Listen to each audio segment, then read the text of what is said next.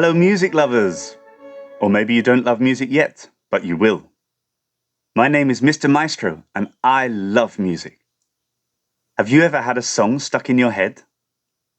When I was your age, I would walk around for hours singing some beautiful song I had heard. Maybe you don't know the words, but can you hum it?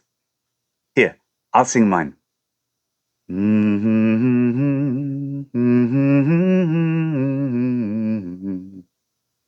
Now try humming your favorite song.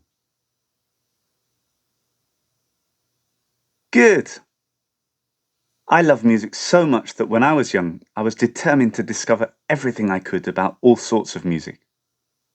I wanted to learn about musical instruments, writing, singing and playing music, even dancing to it. I also knew I wanted to help other people love music too. Playing music with other people was really fun, and now I get to help a group of musicians play music together. I'm what you call a conductor or maestro. Maestro means master and teacher in Italian. Though if you saw me conducting for the first time, you might think I look more like a wizard. My job is to stand in front of a huge group of musicians playing many different instruments, called an orchestra.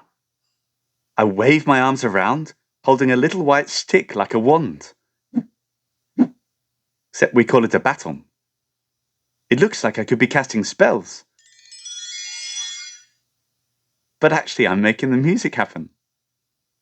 I don't actually make any sounds myself whilst conducting, but everything I do with my hands, face and body can change the sound of the music that the musicians in the orchestra are playing.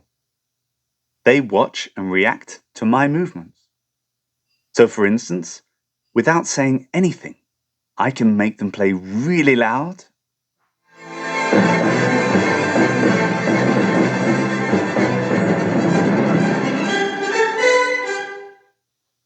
or extremely soft.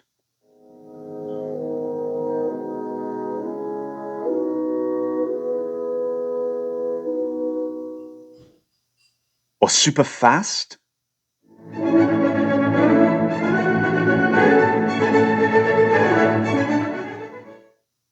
Or nice and slow.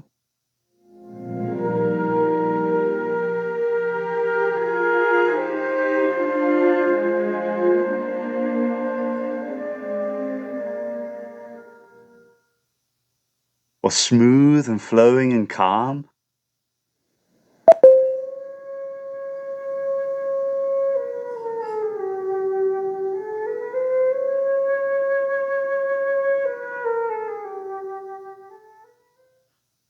Or spiky and nervous.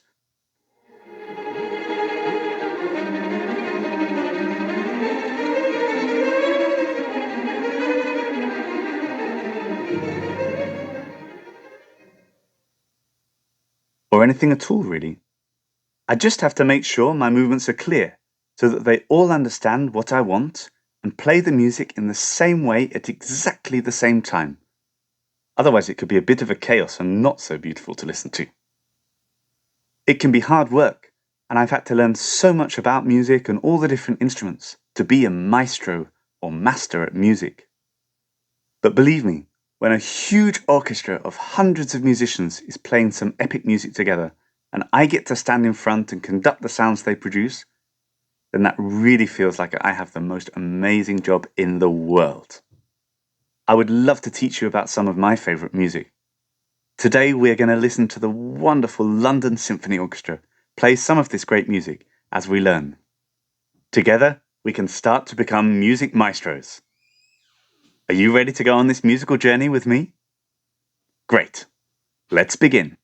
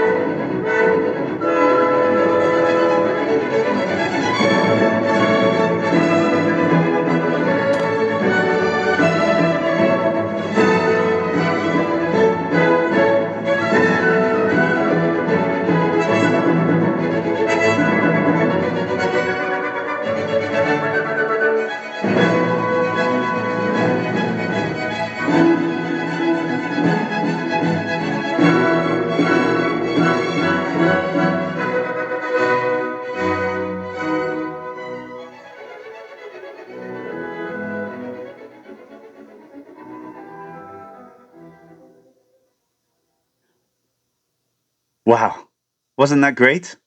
That was the Italian Symphony written by someone named Felix Mendelssohn.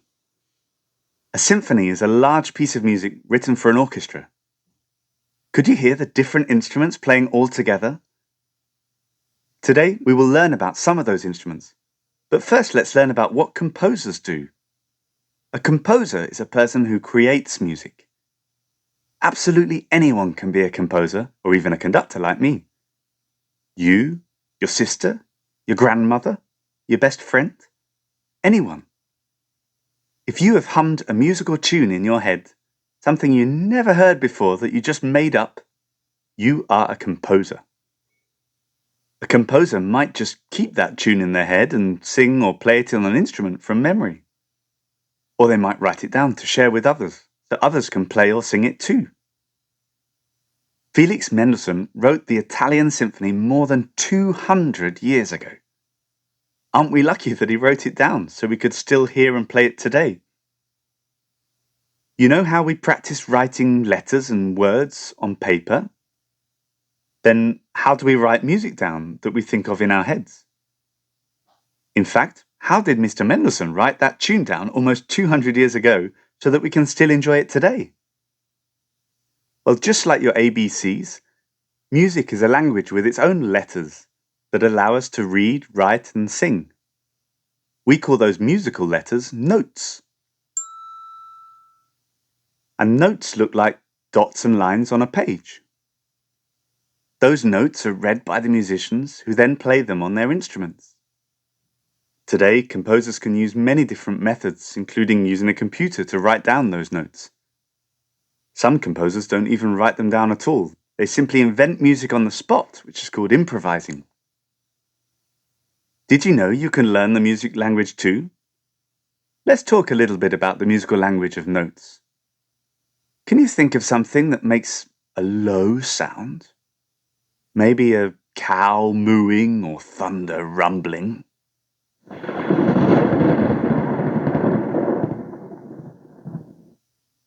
Did that sound low? How about a high sound? Maybe a kitten's meow or a bird tweet? Does that sound high or low? Can you sing low and high? And what about in between low and high? Just like you climb up the steps of stairs to get to the top step, there's a musical climb that happens when we start low and end high. Think of it as a musical ladder, and there is a sound for each step we climb.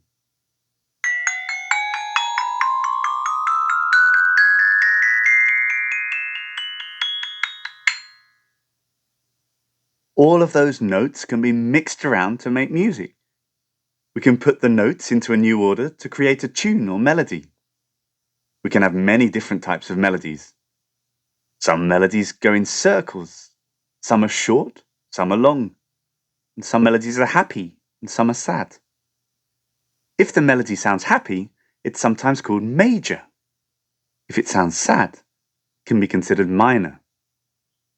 Let's play two different melodies and see if you can guess correctly if they are major, happy, or minor, sad.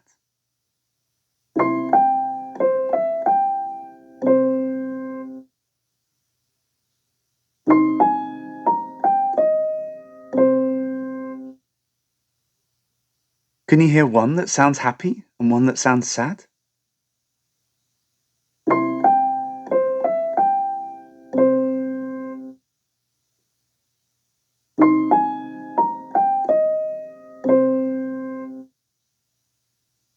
Which of those two melodies sound happy to you? The first one or the second one? Did you pick the first one? That's right. Now that we've learned a little bit about the notes that make up music, let's learn about musical time. I know a fantastic piece called Dance of the Night that will help us. Let's have a listen. Tap your foot or dance along if you want.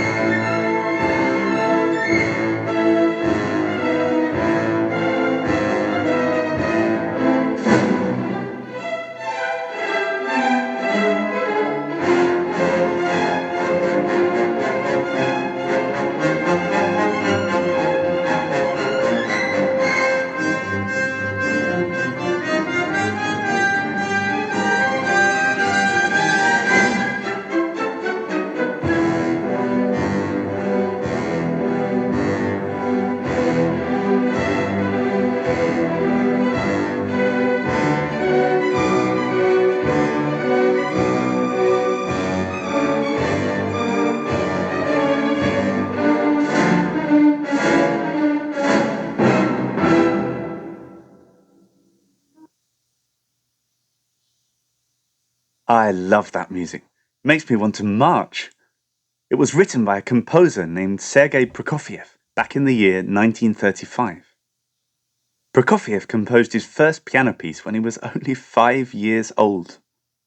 We can use his Dance of the Night that we just heard to help us learn how to count musical time. So if we count together, what we need to do is count to 4, then do it again, and then again. Like this. 1, 2, 3, 4. 1, 2, 3, 4. 1, 2, 3, 4. 1, 2, 3, 4. That's the idea, yeah. Now let's walk or march while we count. Can you take a step or move one foot every time you say 1, 2, 3, 4? Lift your knees, kick out, swing your arms if you want. Here we go. 1, 2, 3, 4. 1, 2, 3, 4. 1, 2, 3, 4. 1, 2, 3, 4. That's it. You're marching. And you are marching in what's called 4/4 time or common time. Now let's try marching along with the night while we count in 4/4 time. Feel those 4 big steps while you march. And most of all, have fun.